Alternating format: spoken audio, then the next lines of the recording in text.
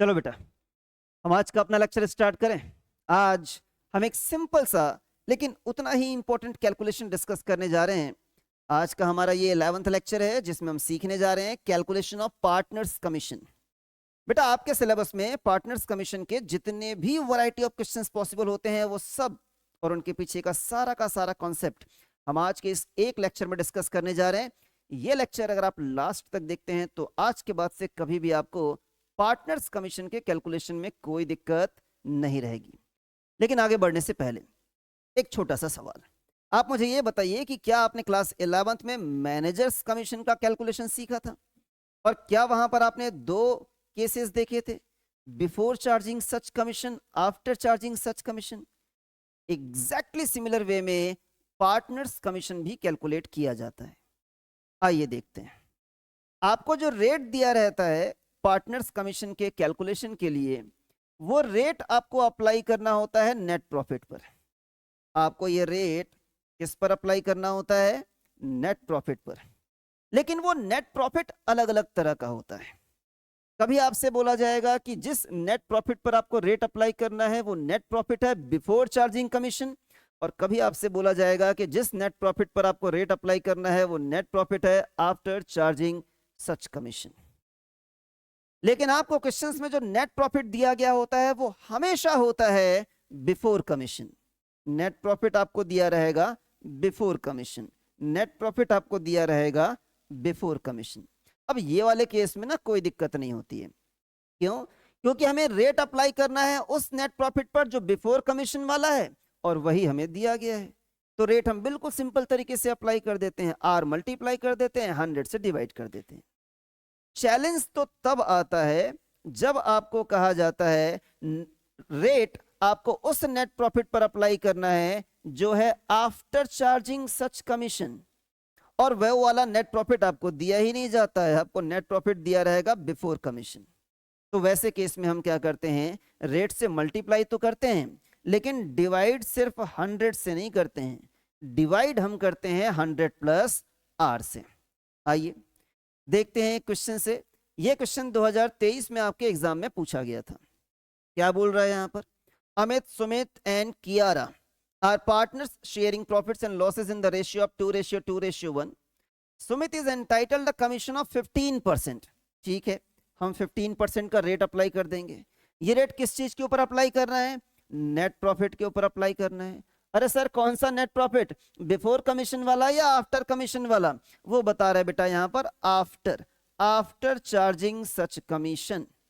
ठीक है, हम आगे चल के देखते हैं कि जो नेट प्रॉफिट हमें दिया है वो कौन सा दिया है। नेट प्रॉफिट हमें दिया हुआ है बिफोर चार्जिंग सच कमीशन।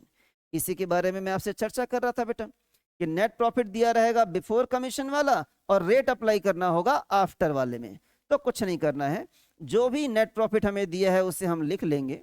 रेट अप्लाई करने के लिए हमें रेट को न्यूमरेटर में लिखना होता है तो हम लिख लेंगे यहां पर, लेकिन डिनोमिनेटर में यहां पर 100 नहीं आएगा। क्या आएगा यहां पर? 100 प्लस 15। जब ये कैलकुलेशन आप करेंगे तो आप पाएंगे कि पहला ऑप्शन हमारा यहां पर सही आ रहा है। चलिए, एक तो ये केसेस पॉसिबल हैं। इसके अलावा कमीशन के कैलकुलेशन के कुछ और केसेस होते हैं जिसमें कुछ नहीं करना होता है बेटा, डू एज डायरेक्टेड। जैसा वो हमें कैलकुलेट करने के लिए बोलेगा वैसा हम कैलकुलेट कर देंगे। आइए मैं आपको प्रैक्टिस करवाता हूं कुछ क्वेश्चंस की। ये वाला क्वेश्चन 2018 में आपके एग्जाम में पूछ लिया गया था। आइए जल्दी से रीड करते हैं। Molly, Bhola and Raj were partners in a firm sharing profits and losses in the ratio of 3:3:4. Their partnership deed provided for the following. सबसे पहली जानकारी दी जा रही है interest on partners loan at the rate 6% per annum. मैं mark कर देता हूं, इंटरेस्ट ऑन लोन। दूसरी जानकारी दी जा रही है कि भोला was allowed a commission.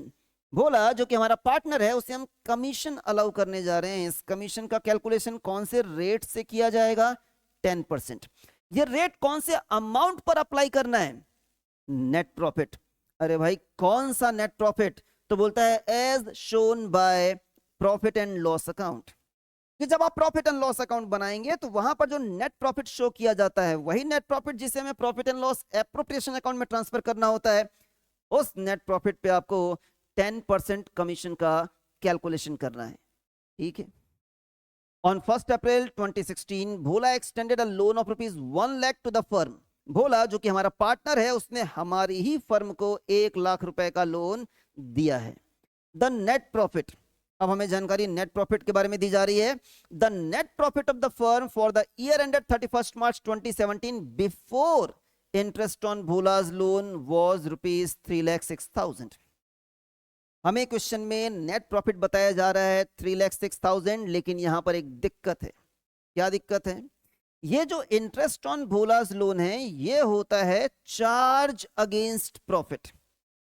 Net profit calculate करने से पहले चार्ज अगेंस्ट प्रॉफिट माइनस हो चुका होना चाहिए, लेकिन हमारे अकाउंटेंट ने गलती कर दी है. यहां पर दिया हुआ है before interest on Bhola's loan, वो हमें नेट प्रॉफिट रिपोर्ट कर रहा है. ये नेट प्रॉफिट गलत है. सही नेट प्रॉफिट तक पहुंचने के लिए, उस नेट प्रॉफिट तक पहुंचने के लिए जो प्रॉफिट एंड लॉस अकाउंट में शो किया जाएगा, जिस पे हमें कमीशन का कैलकुलेशन करना है, हमें इसमें से इंटरेस्ट ऑन लोन माइनस करना होगा. लोन कितने का है? 1 लाख रुपए का. इंटरेस्ट कितना कैलकुलेट करना है? 6%. तो 1 लाख का 6% होता है 6,000 रुपए. तो आप 3,06,000 में से 6,000 माइनस कर दो, तो बताओ नेट प्रॉफिट बचा कितना? 3 लाख रुपए.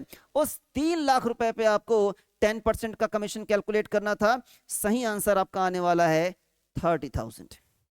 चलिए एक और क्वेश्चन डिस्कस करते हैं. A, B and C were partners. Their fixed capitals were 60,000, 40,000, 20,000 respectively. Their profit sharing ratio was 2:1. According to the partnership deed, they were entitled to interest on capital at the rate 5% per annum. In addition, B was also entitled to draw a salary of rupees 1,500 per month. C was entitled to a commission. जैसे मैं ढूंढ रहा था वो information अब जाके मिला कि पार्टनर सी को हम कमीशन पे करने जा रहे हैं. कितना कमीशन पे करने जा रहे हैं? 5%. ये रेट हमें किस पर अप्लाई करना है? ये रेट हमें अप्लाई करना है प्रॉफिट पर. अरे भाई कौन सा profit?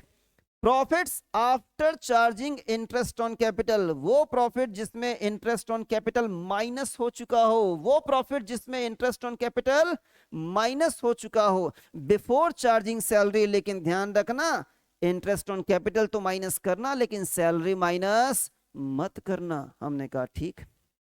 The net profit for the year 80,000. Net profit हमें 80,000 दिया हुआ है. The amount of commission payable to C will B.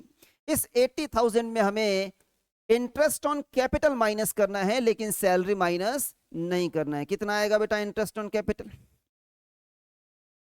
सारा कैपिटल पहले ऐड कर लेते हैं. 60,000 प्लस 40,000 प्लस 20,000, ये हो गया आपका 1,20,000. हमें रेट क्या दिया हुआ था इंटरेस्ट ऑन कैपिटल का? 5% पर एनम. तो हम इसका निकाल लेते हैं 5%. 1,20,000 का 5% निकालेंगे, आएगा 6,000. तो आप एक काम कीजिए, 80,000 में पहले 6,000 माइनस कर लीजिए, ये आ जाएगा आपका 74,000. यही 74,000 आपका कहलाएगा profit. Profit after charging interest on capital but before charging salary, क्योंकि हमने इंटरेस्ट ऑन कैपिटल तो यहां पर माइनस कर दिया है, सैलरी माइनस नहीं किया है. अब आपको इस 74,000 के ऊपर वो रेट अप्लाई करना है 5% का. बताओ बेटा 74,000 का अगर आप 5% निकालेंगे तो ये कितने आने वाला है? ये आने वाला है 3,700. चलिए आगे बढ़ जाते हैं हम लोग. एक और क्वेश्चन है, आखिरी क्वेश्चन है ये वैरायटी, और ये बहुत ही सिंपल है. आइए जल्दी से देखते हैं क्या लिखा हुआ है. Sonu and Rajat started a partnership firm and they decided to share profits and losses in the ratio of 3:2. The partnership deed provided that Rajat was to be paid a commission of 5% on turnover. हमें commission पे करना है कितना? 5%. अरे भाई 5% का rate हम कौन से अमाउंट पर अप्लाई करेंगे? नेट प्रॉफिट पर नहीं, यहां पर बोल रहा है कि आपको टर्नओवर का 5% निकालना है. तो आगे देखते हैं कि टर्नओवर के बारे में क्या जानकारी दी गई है. The net profit as per profit and loss account for the year ended 31st March 2018 was rupees 4 lakh. हमें इससे कोई मतलब नहीं है.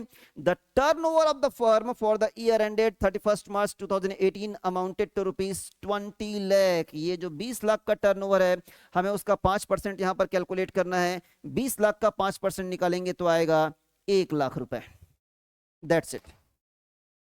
तो इस तरह से हम इंटरेस्ट ऑन पार्टनर्स कमीशन का कैलकुलेशन करते हैं. आज के लेक्चर में इतना ही करते हैं बेटा। नेक्स्ट लेक्चर में मिलेंगे तो हम कुछ profit and loss appropriation account के क्वेश्चन सॉल्व करेंगे। तो मिलते हैं नेक्स्ट लेक्चर में, तब तक पढ़ते रहो, बढ़ते रहो।